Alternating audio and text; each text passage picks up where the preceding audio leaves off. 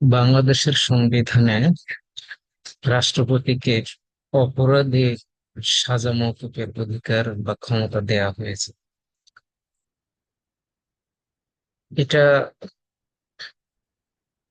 আমি মনে করি যে যদিও সাংবিধানিক ভাবে রাষ্ট্রপতিকে এই ক্ষমতা দেওয়া হয়েছে, কিন্তু এই ক্ষমতা দেওয়াটাই সাংবিধানিক।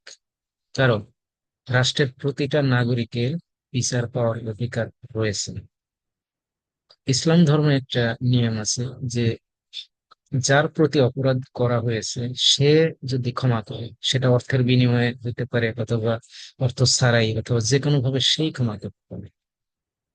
এটা হচ্ছে ইসলামিক নিয়ম। আর ইসলামের বাইরে যদি সংবিধান যদি কোনো নিয়ম করে, তাহলেও মৌলিক মানবাধিকার যেন লঙ্ঘন না হয়, তাহলে সেভাবে আইন করা উচিত বা সংবিধান নিয়ম করা উচিত।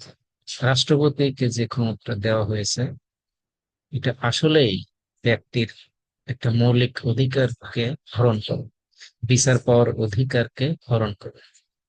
সম্প্রতি বাংলাদেশে